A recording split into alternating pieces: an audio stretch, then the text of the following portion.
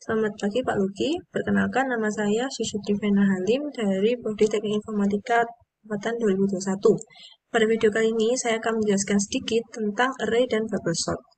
Untuk yang pertama sendiri ada array. Di sini saya ingin menjelaskan kurang lebih cara membuat array, mengubah isi array, mengisi data pada array, dan menampilkan array. Mungkin dari yang pertama dulu membuat array. Membuat array di sini ada dua cara. Yang pertama, kita harus menuliskan tipe datanya terlebih dahulu, lalu menggunakan kurung siku untuk menunjukkan itu array. Di sini contohnya saya ingin membuat array dengan nama fruit. Nah, selanjutnya kita akan mengisi data array. Mengisi data array sendiri ada dua cara. Saya tunjukkan cara yang pertama dulu. Misalnya kita isi data apple, lalu yang kedua ada orange, dan yang ketiga ada grape.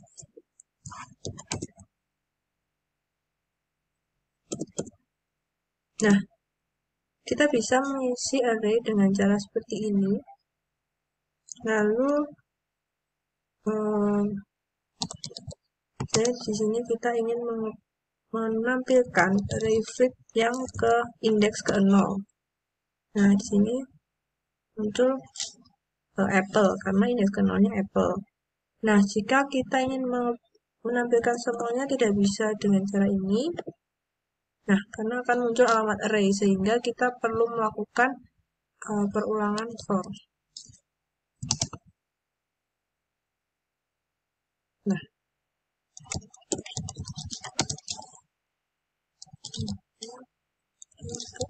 sehingga kita bisa memilih indeks keberapa yang ditampilkan menggunakan for. Nah, lalu akan muncul tiga-tiganya. Nah, untuk mengubah isi array sendiri kita bisa menggunakan cara langsung mengganti di sini. Misalnya kita ingin mengubah isi array ke 0 menjadi banana. Nah, lalu otomatis akan berubah menjadi banana. Nah, untuk cara yang kedua sendiri kita bisa menentukan jumlah array dengan cara string. Misalnya kita ingin mengisi 3, lalu kita menentukan sendiri tiap indeks isinya seperti apa. Misalnya yang pertama seperti tadi apple, lalu ini tadi orange, dan yang ketiga grape.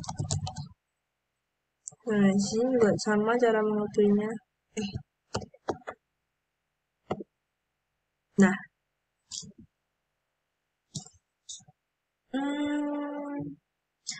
kurang lebih untuk array yang pertama seperti itu.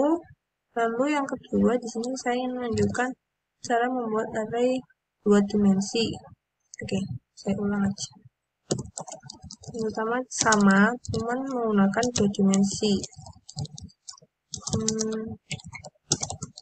Di sini kita juga bisa menentukan jumlah indeks tiap panjang array tiap dimensi arraynya, misalnya 22. Lalu kita bisa mengisi array ke 0 ke 00 maaf. Array ke 00 isinya apa?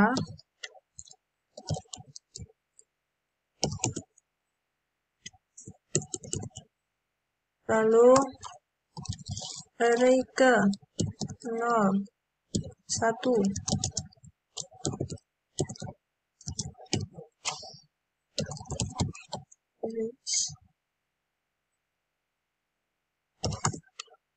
astaga. Lalu array ke 10 isinya grape, dan array ke 11 isinya banana. Di sini sama kita harus menggunakan for untuk menampilkan arraynya, karena di sini ada 2 dimensi, maka kita membuat 2 for. Nah, di sini tinggal diganti supaya jelas, kita print indeksnya.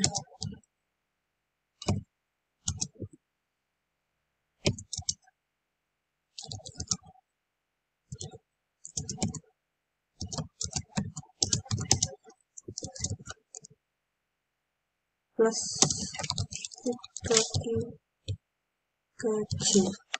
Nah, sini bisa lihat untuk array ke 00 isinya apple, ke 01 isinya orange, ke 10 isinya grape, dan ke 11 isinya banana. Baik, untuk yang selanjutnya saya akan menjelaskan tentang bubble sort.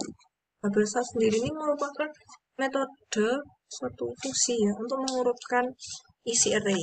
Nah, di sini contohnya saya ingin membuat array-nya terlebih dahulu dengan nama array. Nah, kita isi dengan angka misalnya 9, 3, 1, 2, 0. Nah, lalu di sini kita membuat fungsi perulangannya. Jadi untuk bubble sort sendiri ini fungsinya itu membandingkan isi dalam array ini. Contohnya, ini kan array indeks ke 0, 9. Lalu indeks ke satunya 3. Pertama kita membandingkan 9 dengan 3, indeks ke 0 dengan indeks ke 1. Jika salah satunya lebih besar, maka yang besar ini akan dipindah ke kanan. Jadi misalnya indeks ke 0-nya lebih besar dari indeks ke 1, maka indeks ke 0-nya tukar. Jadi menjadi 3, 9. Nah, lalu 9 dibandingkan dengan 1. Jika nilai indeks yang berikutnya ini lebih kecil lagi, lalu ditukar. Maaf, jika yang kiri lebih besar, maka ditukar. Jadi, melihat nilai yang kiri. Jika kiri lebih besar, ditukar dengan indeks berikutnya. Jika kiri lebih besar, ditukar dengan indeks berikutnya. Nah, itu pertama kita membuat pengulangan for. Nah, di sini kita membuatnya dengan range array length min 1 karena kita membutuhkan indeksnya. Ini kan panjangnya 5, jadi sampai indeks keempat. Karena di sini kita ingin membandingkan dua nilai di dalam array, maka kita menggunakan dua for. Untuk for yang kedua kita menggunakan min i min 1. Nah, di sini kita membuat di sini kita membuat fungsi kondisionalnya. Yang pertama, jika array ke J, jadi kayak array yang kiri ini lebih besar dari array ke J plus 1, jadi lebih besar dari indeks sebelahnya, maka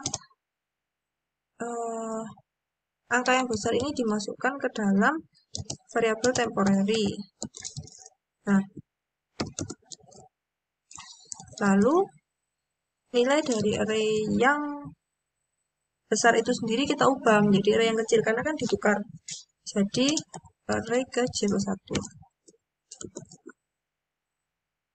Lalu bagaimana dengan array yang nilainya besar? Nah, array yang nilainya besar ini maksud saya itu angka yang di dalam indeksnya ini tuh akan diubah dengan isi dari temporary-nya tersebut. Jadi di sini bisa dilihat ya, jika array ke J ini anggap saja 9, lebih besar dari 3, maka 9 ini dimasukkan ke temporary terlebih dahulu, lalu array yang 9 ini diubah menjadi 3, jadi nilainya menjadi 3, lalu yang 3 diubah menjadi temporary alias 9 itu tadi. Lalu di sini kita akan menampilkan angka yang di dalam array tersebut. Oh, di sini saya ingin menampilkan iterasinya dengan cara seperti ini. Array ke K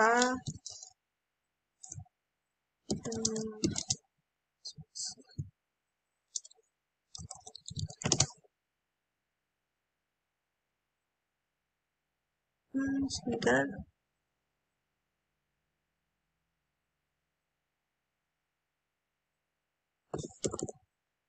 Oh, di sini menggunakan plus K biar tidak terulang terus-menerus.